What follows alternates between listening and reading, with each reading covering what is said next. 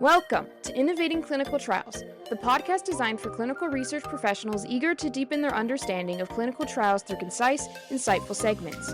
Join your hosts, Liam Eves and Ted Trafford, as they uncover the core issues in clinical research, reflect on the industry, and challenge conventional wisdom. Good morning, Ted. How are you, sir? Good morning, Liam. I'm doing really well today. How are you? I'm great. You are bundled up and looking like you're a little chilly this morning. Well, it's the temperature's dropped for sure. But my wife has started to, I don't know if I've told you this, but my wife is an absolute Christmas fanatic, and That's we awesome. have something like 15, 16 Christmas trees, not real ones, What? but that go in the house. It's got so bad that I've got one in the gym in my garage. Wow. Well, you need one in your office. I'd love to see that in the background. There is one. Is there? There, Awesome. So you will be seeing that soon. Oh, perfect. And then we have to start doing video podcasts. Yeah, I'm not sure if I've got a face for a radio. Amazing. Oh my goodness. Yeah. So I'm really looking forward to our discussion this morning. Been thinking about a whole whack of things, but something came up last week and I just thought, oh, this is perfect, Liam, and I got to talk about this. Yeah. Shoot. So I was meeting with a sponsor and, we were talking about an ongoing study that is in the recruitment period, and, the recruitment's going a little slow in general across all the sites. And the sponsor asked me, how do we increase enrollment for the study? And I've had that question many times over the past year. And I sincerely believe that's the wrong question to ask. Okay. And so I think instead we should be asking what makes enrollment challenging for the study. Yeah. Yeah. There's a quote I came across that's attributed to Albert Einstein. And apparently he was asked about how he would solve a problem if he had an hour. Mm-hmm.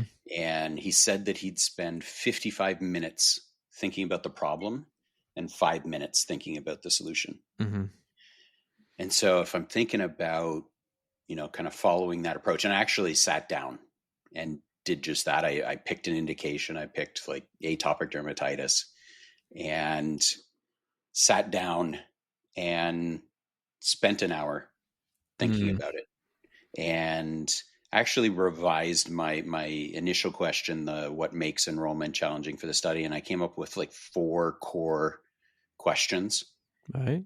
And then I spent an hour just thinking about it and writing down all the questions, writing down the answers to those questions. And I discovered a couple things. First of all, there's a few things that separate me from Einstein.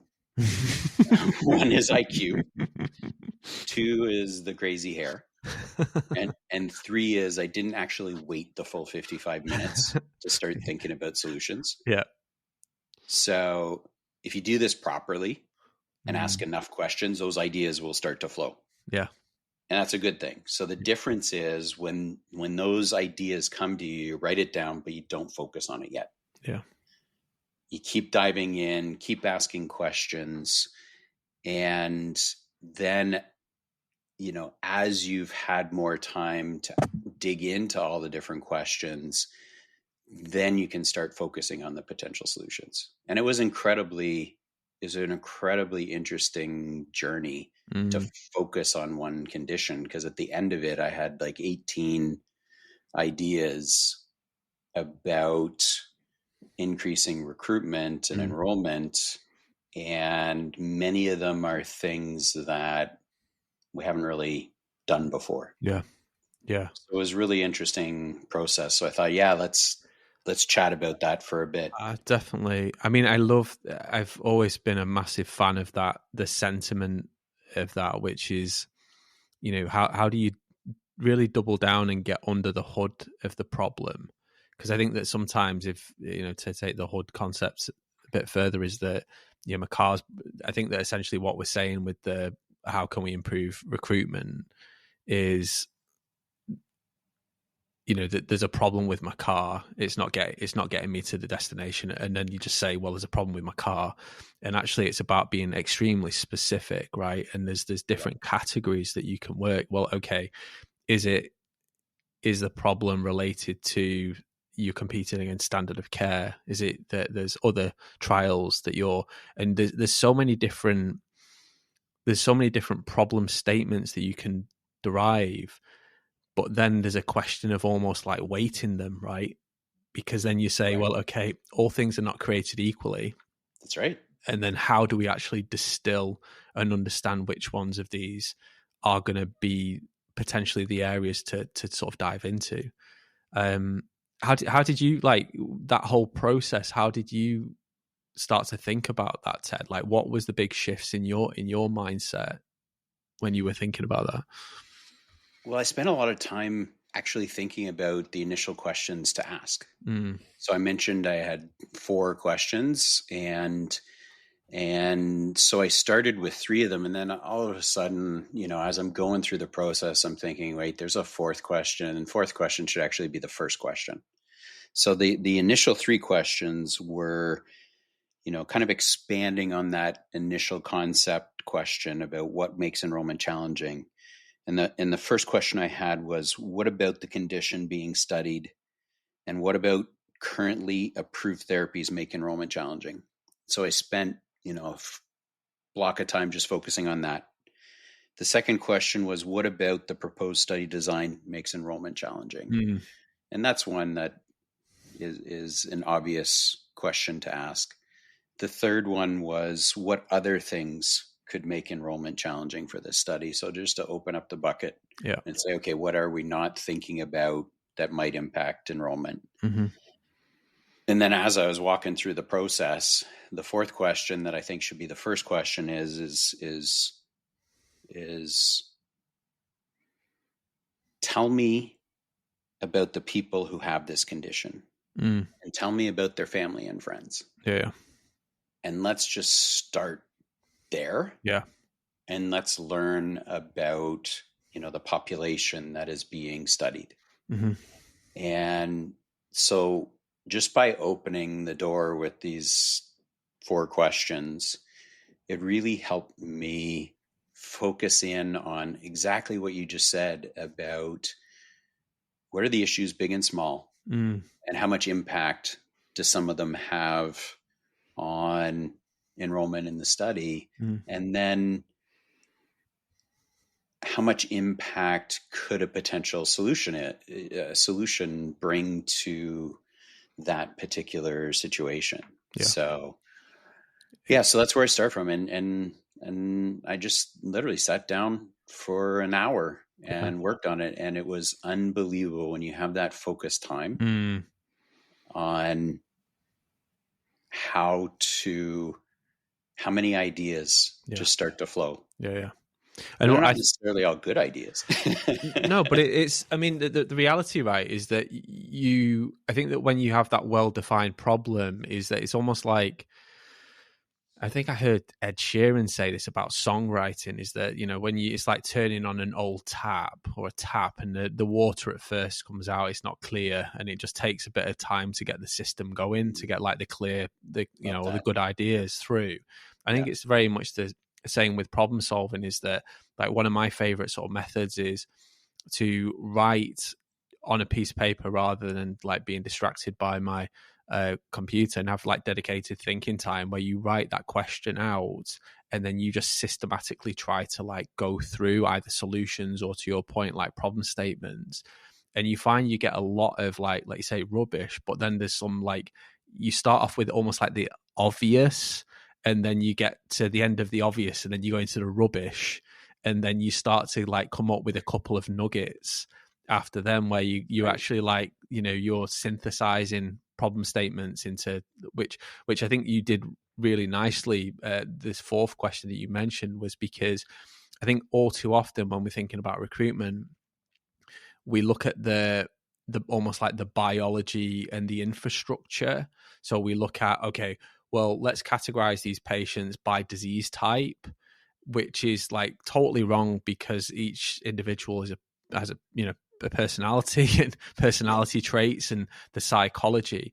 And I've often wondered about, actually, is it you need almost like a few lenses to look through this like particular problem? Absolutely. So you're going, okay, there's biology, and there's the how the disease impacts the individual.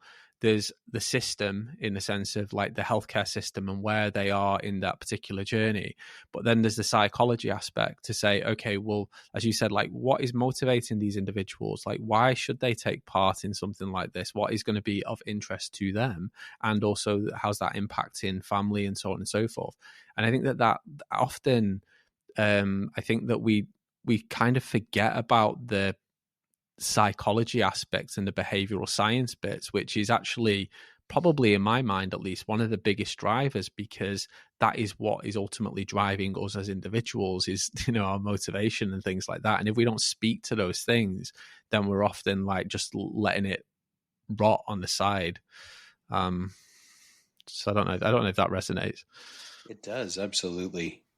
And I think that we've got so much work to do, and so often we're so busy with the to-do list that we don't carve out the time to dedicate to thinking about these types of issues. And that's something that we really need to spend more focused time on. Absolutely. And well, I mean, a question for me is always like, well, who then becomes responsible for that thinking time?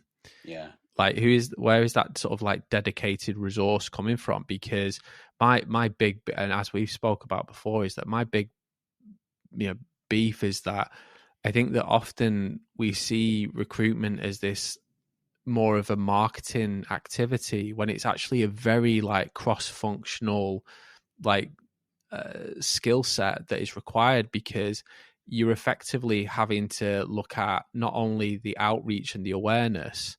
I think it's like almost like a travel plan, right? Is that you know, when you're taking a journey, you have to look at all aspects of that journey. You make sure your hotel's booked, you know, plane is booked. You know, have you got the kids?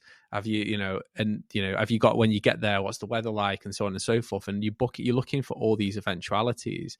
And I think that recruitment is essentially that marketing piece, that the awareness, the Instagram posts to say that looks like an interesting holiday destination to go. Yeah. But I think that the problem is that we almost need to be in a position where we are looking for enrollment as a very dynamic and multifactored system that moves patients throughout the entire process. And for me, that really is the patient journey, right?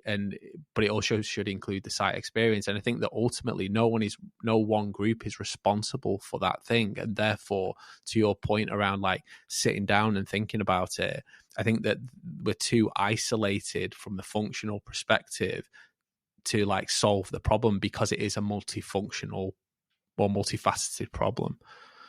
Yeah, that's right. And some of the greatest value from going through an exercise like this can be if you do it with others who have lots of different perspectives. Exactly. And think of the power of that and what you can achieve. So absolutely. Yeah. No, I love it. That was my my burning thought for this week. I just wanted to end with a quote I saw from Voltaire. And the quote is, "Judge a man by his questions rather than by his answers." I love that. And just want to encourage people, ask lots of questions and don't stop asking questions. Oh, so important. And I mean, one thing for me is that I highly recommend for people to go and get a book called What's Your Problem? I'm not even going to try and pronounce the chap's name, but it's a Harvard Business Review Press book. And it's wonderful because, Ted, just as your framework there for sitting and thinking, it actually gives you a very some different methods to use from a thinking process to actually, how do you define that problem, and then how do you reframe it in such a way that can help others like move towards it. So really, really good book, and a great topic. Thank you. Amazing. Thanks, Liam. Thanks, sir. We'll speak soon. Yeah, take care.